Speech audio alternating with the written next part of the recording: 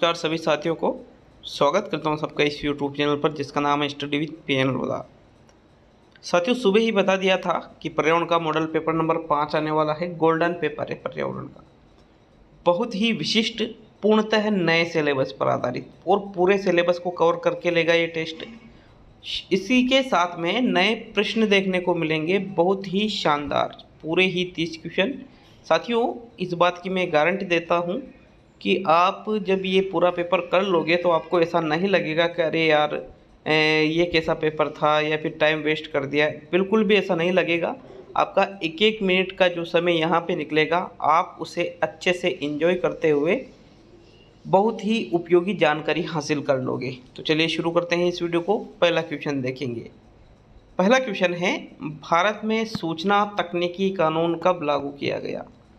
18 अक्टूबर 2000, 18 अक्टूबर 2002, 10 अक्टूबर 2004 और 15 अगस्त 2002। देखिएगा, सूचना एवं तकनीकी प्रौद्योगिकी ऐसे कुछ एक नया टॉपिक आपके लेवल 1 में जुड़ा है। लेवल 2 में भी ये टॉपिक जुड़ा है साथियों वैसे तो, लेकिन यहाँ पर पर्यावरण की बात की जा रही है तो उसी संदर्भ में ये प्रश्न आपसे पूछा जा रहा है। भारत में सूचना तकनीकी कानून को कब लागू किया गया? राइट आंसर है आपके, विशेष तौर पे याद रखना, बहुत ही ज़्यादा महत्वपूर्ण प्रश्न है, नए टॉपिक में से आने के पूरे चांसेज है। 18 अक्टूबर 2000 को ही भारत में सूचना तकनीकी कानून लागू किया गया था। विकल्प 1 सही है आपके प्रश्न 1 में। नेक्स्ट प्रश्न नंबर 2 पे आते हैं। तो चलिए दूसरे क्वेश्चन की ओर बढ़ते हैं। दूसरा क्वेश्चन है आपके, इनमें से कौन सी शिक्षण की पारंपरिक सहायक सामग्री में सम्मिलित है? फ्लैनल बोर्ड, चलचित्र, पाठ्य पुस्तक और रेडियो। तो वैसे तो ये प्रश्न शिक्षण का है कि भाई यूँ मत सोचिए कि भाई पर्यावरण का पेपर है, शिक्षण के प्रश्न सारे हैं। 6 क्वेश्चन शिक्षण के हैं और 24 क्वेश्चन आपके पर्यावरण के हैं। तो सहायक सामग्री के अंतर्गत बात करेंगे, जैसा आपके सिलेबस में है ना, सिलेबस के अकॉर्डिंग ही पेपर है। 6 क्वेश्चन आपके शिक्षण के भी आते हैं तो उसी से संबंधित है। देखिए, पारंपरिक सहायक सामग्री की बात करें तो चलचित्र पारंपरिक सहायक सामग्री में बिल्कुल भी नहीं आता है। चलचित्र तो नवीन या आधुनिक शिक्षण सामग्रियों में आता है। फ्लैनल बोर्ड भी साथियों पारंपरिक में नहीं आता है। रेडियो भी नहीं आता है। अब यहाँ पर एक ही विकल्प बचा है, पाठ्य पुस्तक। अगर जो पाठ्य पुस्तक विकल्प में नहीं है और एक और विकल्प होता है श्यामपट्ट। श्यामपट्ट अगर विकल्प में होता तो फिर श्यामपट्ट को हम सबसे पहले प्रायोरिटी देते, मतलब पहला हमारा ऑप्शन श्यामपट्ट राइट रहेगा, दूसरा ऑप्शन हमारा पाठ्य पुस्तक रहेगा। पाठ्य पुस्तक को भी पारंपरिक सहायक सामग्री में ही माना जाता है। तो थर्ड विकल्प आपके दूसरे क्वेश्चन में सही है। नेक्स्ट देखेंगे अब हम प्रश्न नंबर 3 को। तीसरा क्वेश्चन है आपके, निम्नलिखित प्रकार का मूल्यांकन शिक्षण के दौरान किया जाता है? प्रारंभिक, निर्माणात्मक, योगात्मक और इनमें से सभी। तो देखिए, शिक्षण के दौरान मतलब जब हम बच्चों को पढ़ाते हैं उस दौरान जो मूल्यांकन किया जाता है उसको किस नाम से जाना जाएगा? देखो, जो योगात्मक मूल्यांकन होता है ये शिक्षण के दौरान नहीं होता है, बल्कि योगात्मक मूल्यांकन तो अंत में किया जाता है। जैसे मान लीजिए वर्ष के अंत में जो किया जाने वाला सत्रांत मूल्यांकन है, वार्षिक परीक्षा है, अर्धवार्षिक परीक्षा है, ये चीज़ें योगात्मक में आती है साथियों। यहाँ पर जो हम शिक्षण के दौरान मूल्यांकन करते हैं उसको निर्माणात्मक या रचनात्मक मूल्यांकन के नाम से जाना जाता है। रचनात्मक कह दो या निर्माणात्मक कह दो, बात एक ही है। तो दूसरा विकल्प आपके तीसरे क्वेश्चन में सही है। नेक्स्ट प्रश्न नंबर 4 पे आते हैं। तो चौथा क्वेश्चन, पर्यावरण अध्ययन के अधिगम सिद्धांतों में कौन सा सिद्धांत थांडाइक से संबंधित है? प्रयास व त्रुटि का सिद्धांत, पुनर्बलन का सिद्धांत, अंतर्दृष्टि का सिद्धांत और अनुबंधन का सिद्धांत। देखो, पर्यावरण अध्ययन के अंतर्गत आपके शिक्षण में अधिगम के सिद्धांत भी दे रखे हैं, पर्यावरण अधिगम के सिद्धांत। तो देखिएगा, यहाँ पर जो राइट आंसर है, पर्यावरण अध्ययन के अधिगम सिद्धांतों में थॉर्नडाइक से संबंधित कौन सा रहेगा? प्रयास व त्रुटि का सिद्धांत। पुनर्बलन का सिद्धांत किससे संबंधित है? स्किनर से संबंधित है। अंतर्दृष्टि का सिद्धांत गेस्टाल्टवादियों से संबंधित है और अनुबंधन का सिद्धांत साथियों यहाँ पर पावलोव से संबंधित है। ठीक है, तो प्रथम विकल्प आपके प्रश्न 4 में सही है। नेक्स्ट आगे बढ़ेंगे प्रश्न नंबर 5 की ओर। देख लेते हैं 5वें क्वेश्चन को साथियों। इनमें से पर्यावरण अध्ययन की कौन सी शिक्षण विधि मुख्यतः करके सीखने पर बल देती है? पर्यवेक्षित अध्ययन विधि, समस्या समाधान विधि, प्रयोजना विधि और व्याख्यान विधि। तो भाई एक विकल्प तो पूर्णतः बाहर निकल रहा है, व्याख्यान विधि। क्यों? क्योंकि मुख्यतः है करके सीखने पर बल देती है, तो व्याख्यान विधि तो बिल्कुल भी करके सीखने पर बल नहीं देती है, इसलिए इसको तो हम बाहर निकाल देते हैं। तीन चीज़ें बच रही है, पर्यवेक्षित अध्ययन विधि, समस्या समाधान विधि, प्रयोजना विधि।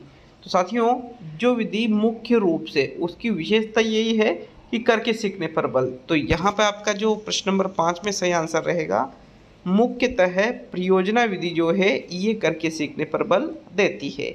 विकल्प नंबर आपका 3 सही है प्रश्न 5 में। अब आप कहोगे कि भाई समस्या समाधान में भी तो समस्या को करके सीखा जाता है, हल किया जाता है, पर्यवेक्षित अध्ययन में भी, लेकिन साथ ही मुख्य रूप से बात की जा रही है, तो थर्ड विकल्प ही आपके 5वें क्वेश्चन में सही है। नेक्स्ट प्रश्न नंबर 6 पे आते हैं। 6ठा क्वेश्चन, चारों ओर पाए जाने वाली प्रभावकारी दशाओं का वह योग जिसमें जीव रहते हैं वातावरण अथवा पर्यावरण कहलाता है। यह कथन किसका है? टोंसले का, रोस का, इंसाइक्लोपीडिया का और हर्षकोविट्स का। तो देखिए पर्यावरण के संदर्भ में ये जो परिभाषा दी गई है, किसके द्वारा ये परिभाषा दी गई है? वेरी इंपॉर्टेंट डेफिनेशन, ठीक है, बहुत ही ज़्यादा महत्वपूर्ण परिभाषा है साथियों, कि चारों ओर जो पाए जाने वाली प्रभावकारी दशाएं हैं उनका जो योग है जिसमें जीव रहते हैं वातावरण अथवा पर्यावरण कहलाता है, ये टोंसले ने परिभाषा दी है साथियों। विकल्प एक आपका प्रथम विकल्प प्रश्न संख्या 6 में सही है। तो चलिए अब हम आगे बढ़ेंगे प्रश्न नंबर 7 पर। 7वां प्रश्न है, देखिए 7वां क्वेश्चन है पर्वतारोहण से। मैं कह रहा हूँ पूरे 30 प्रश्न को देख करके जाइएगा और वास्तविक मूल्यांकन करिएगा लास्ट टाइम में। बिल्कुल गोल्डन चीज़ें हैं, 20 मॉडल पेपर हल करोगे तो भी ऐसा मॉडल पेपर नहीं मिलेगा आपको। पर्वतारोहण करते समय इनमें से पर्वतारोहियों को कौन सी कठिनाइयों का सामना नहीं करना पड़ता है? बर्फ पर फिसलन का, पहाड़ों पर जमीन खिसक कर पत्थर आदि का लुढ़कना, ऊंचाई पर वायुदाब कम होने से सांस लेने में कठिनाई का सामना करना पड़ता है, पर्वतारोहियों को खड़ी चढ़ाई चढ़ने में आसानी रहती है। तो देखिए एक जो पर्वतारोहण का टॉपिक आपके जोड़ा गया है वहाँ से प्रश्न लिया गया है। तो जो पर्वतारोही होते हैं ये जब पर्वतारोहण पर होते हैं, अपने अभियान पर ऊंची ऊंची जब चोटियाँ ऊंची ऊंची चोटियों पर चढ़ते हैं, उस पर फतह हासिल करते हैं, तो साथियों उनके मार्ग में बर्फ़ के फिसलन का खतरा बहुत ज़्यादा रहता है, क्योंकि जिस क्षेत्र में बर्फ़ है तो बर्फ़ पर फिसलने के बहुत ज़्यादा चांस होते हैं, तो ये तो बिल्कुल सामना करना पड़ता है।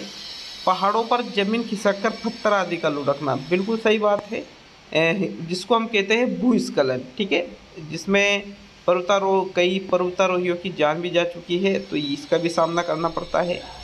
जब ज़्यादा ऊंचाई पर चले जाते हैं तो वहाँ वायुदाब कम हो जाता है, जिससे सांस लेने में भी इनको कठिनाइयों का सामना करना पड़ता है। 3 का तो करना पड़ता है, लेकिन जो चौथा विकल्प है पर्वतारोही को खड़ी चढ़ाई करने में आसानी रहती है, तो खड़ी चढ़ाई है तो आसानी थोड़ी रहेगी, ये तो गलत हो गया ना साथियों। इसलिए आपके जो चौथा विकल्प है प्रश्न 7 में यही आपका आंसर रहेगा। नेक्स्ट प्रश्न संख्या 9 को देखेंगे। तो 9वां क्वेश्चन है आपके, मंगल ग्रह के उपग्रहों की संख्या कितनी है? 1 है, 2 है, 3 है या 4 है? सौर परिवार से आपके प्रश्न बनाया गया है। मंगल ग्रह के उपग्रहों की संख्या आपसे पूछी जा रही है साथियों। बताइए आपके प्रश्न संख्या 8 में कौन सा विकल्प सही है? तो देखिए मंगल ग्रह के उपग्रहों की संख्या की बात करें तो इसके 2 उपग्रह हैं साथियों। कौन कौन से हैं देख लेते हैं। एक तो है फोबोस, ठीक है, पहला उपग्रह का नाम क्या है? फोबोस है। और एक और इसका उपग्रह है जिसको डेमोस नाम से जाना जाता है। तो ये दोनों उपग्रह हैं, जैसे हमारा चांद है ना वैसे है ना। विकल्प नंबर आपका 2 सही है प्रश्न नंबर 8 में। नेक्स्ट प्रश्न संख्या 9 को देखेंगे साथियों।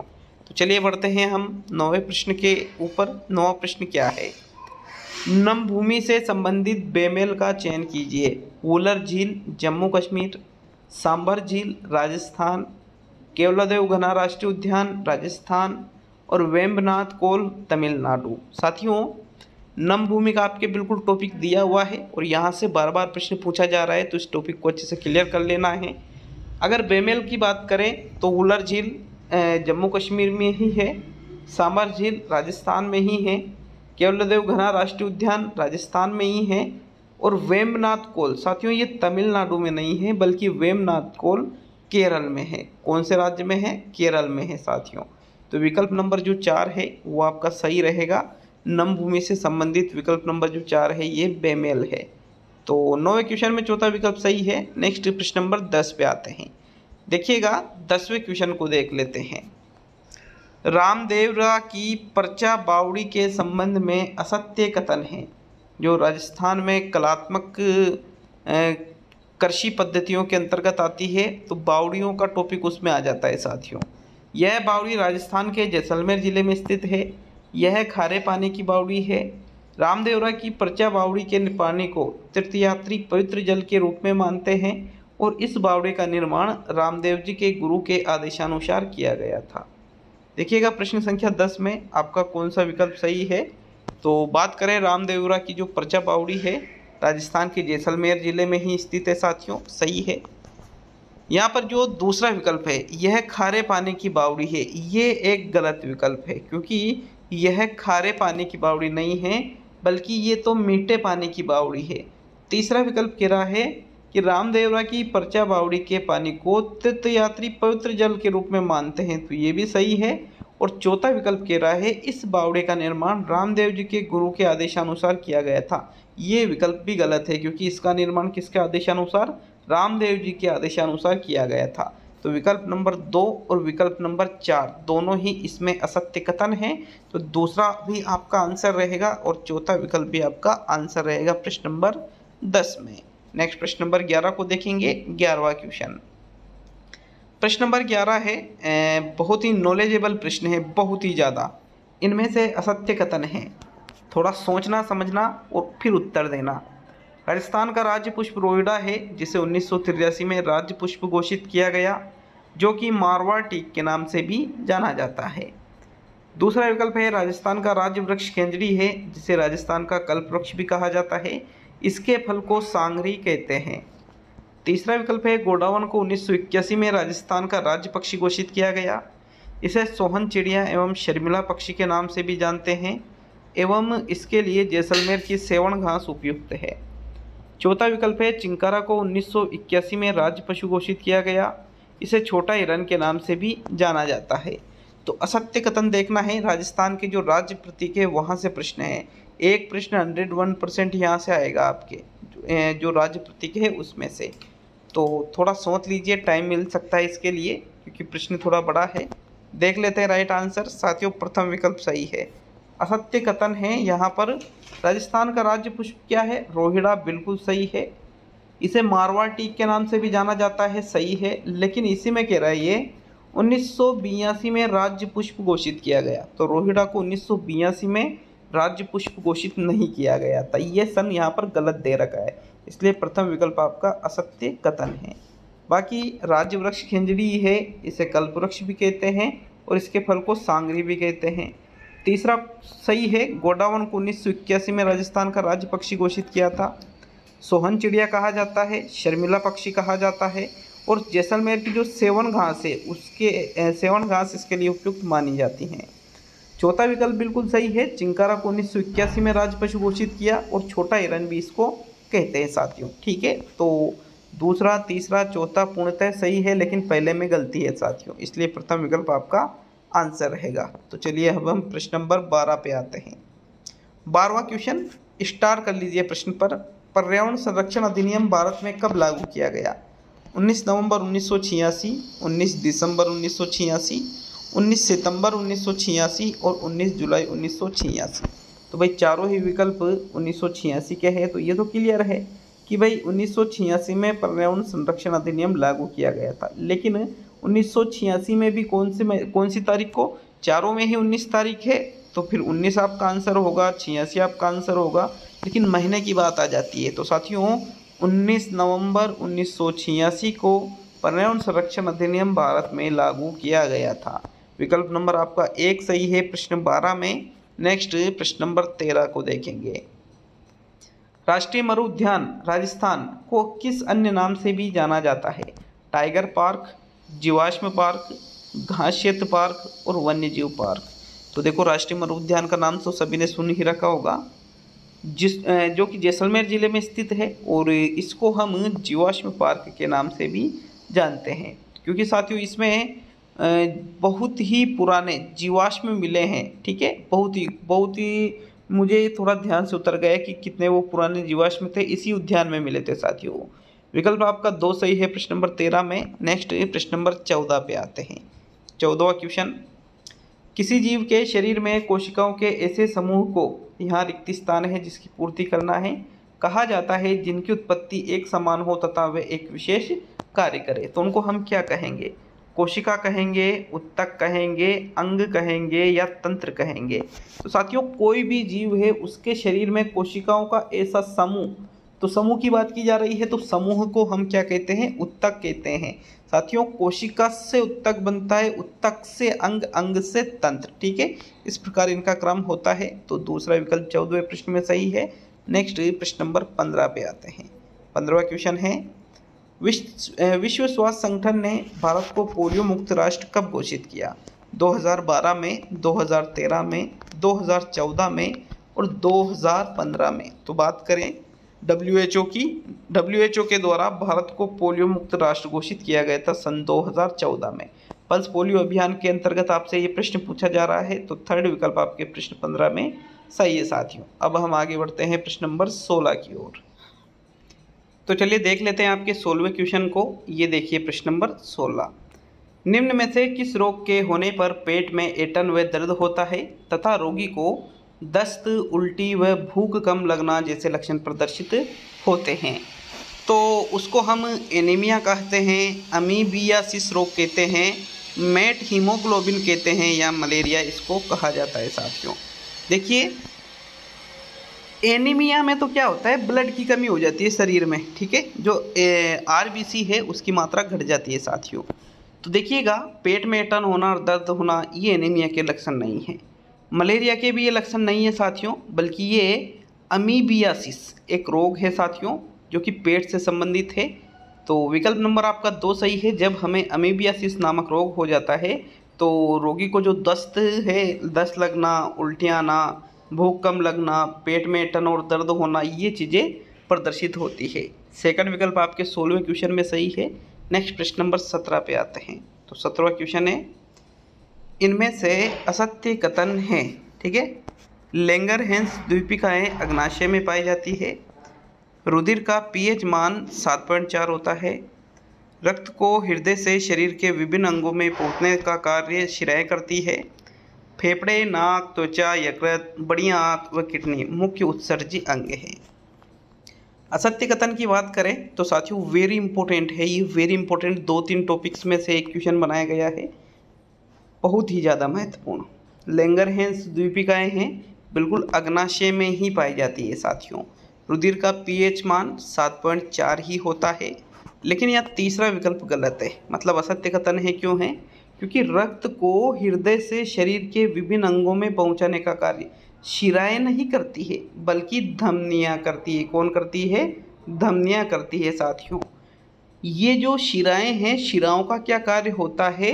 हृदय से शरीर मतलब जो रक्त होता है उसको शरीर के विभिन्न अंगों से हृदय तक पहुंचाने का कार्य तो शिराएं, मतलब उल्टा दिया हुआ है, इसका धमनियां होना चाहिए लेकिन शिराएं दे रखा है, तो फिर ये असत्य कथन हो जाता है।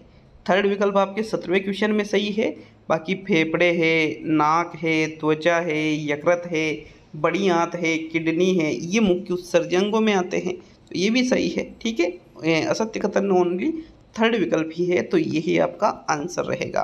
तो चलिए नेक्स्ट प्रश्न नंबर 18 पे आते हैं। 18वां प्रश्न, ये जो संकेत दिया हुआ है इसका आपको अर्थ बताना है। ठीक है, संकेत का अर्थ क्या होगा?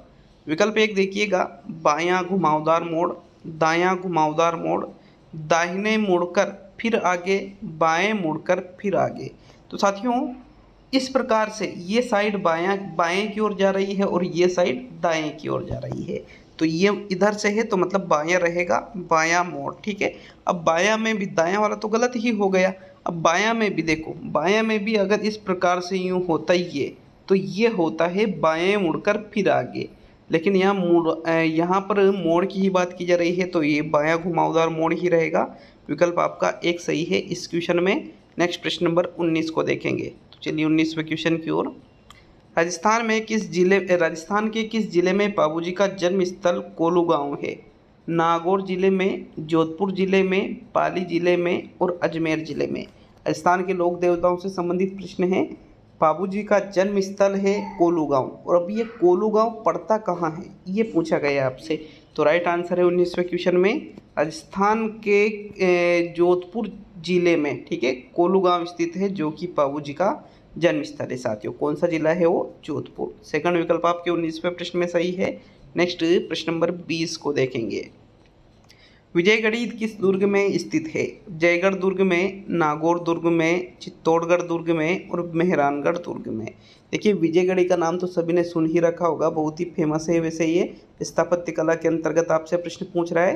तो विजयगढ़ी किस दुर्ग में स्थित है साथियों? मेहरानगढ़ जोधपुर में नहीं है, चित्तौड़गढ़ में नहीं है, नागौर में नहीं है, बल्कि जयगढ़ दुर्ग में विजयगढ़ी स्थित है। विकल्प नंबर आपका 1 सही है 20वें क्वेश्चन में।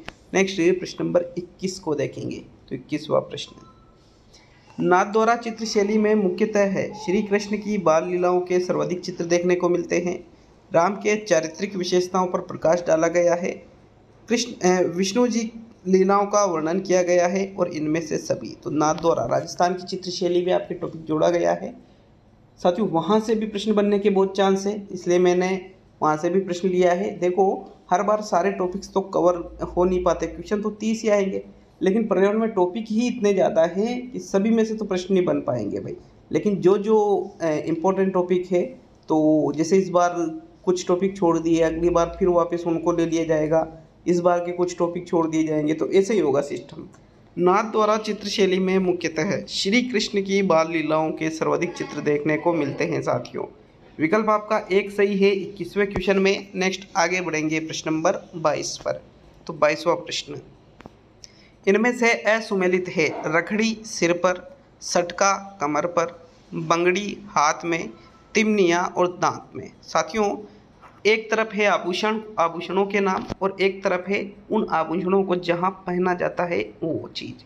तो देखिएगा, बात करें रखड़ी सिर पर ही होती है, सटका कमर पर बांधा जाता है, बंगड़ी हाथ में होती है, लेकिन तिमनिया आभूषण दांत में नहीं होता है, गले में होता है ना ये तो इसलिए आपका जो चौथा विकल्प है ये क्या हुआ फिर? असुमेलित हो गया। विकल्प 4 सही रहेगा 22 में। नेक्स्ट प्रश्न नंबर 23 पे आते हैं साथियों। तो 23वां प्रश्न है, पंचायत समिति का मुख्य निष्पादक होता है, प्रधान होता है, सरपंच होता है, जिला प्रमुख होता है और खंड विकास प्राधिकारी होता है। तो देखो पंचायत समिति में सरपंच तो मुख्य निष्पादक होगा नहीं, जिला परिषद में जिला प्रमुख होता है साथियों। पंचायत समिति में मुख्य निष्पादक की बात करें तो खंड विकास प्राधिकारी ही मुख्य निष्पादक माना जाता है।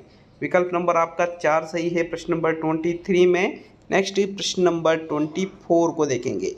चलिए 24वें क्वेश्चन की ओर बढ़ते हैं। संसद का लोकप्रिय सदन कौन सा है? ठीक है, विकल्प 1 है लोकसभा, दूसरा है राज्यसभा, तीसरा है विधानसभा और चौथा है इनमें से सभी। साथियों संसद में एक तो लोकसभा आती है, एक होती है राज्यसभा। विधानसभा संसद में थोड़ी आती है, ये तो गलत है बिल्कुल ही। ठीक है, विधानसभा तो राज्य स्तर पे है।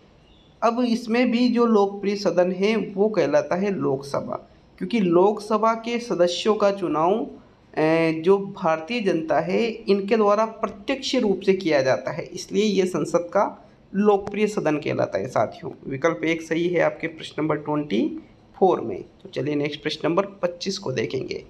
25वां प्रश्न है, राजस्थान में सहकारिता कार्य आरंभ होने का वर्ष है 1902, 1903, 1904 और 1905। कब हुआ था सहकारिता कार्य का आरंभ राजस्थान में साथियों? तो 25वें क्वेश्चन में सही है, राजस्थान में सहकारिता कार्य आरंभ होने का वर्ष 1904 है।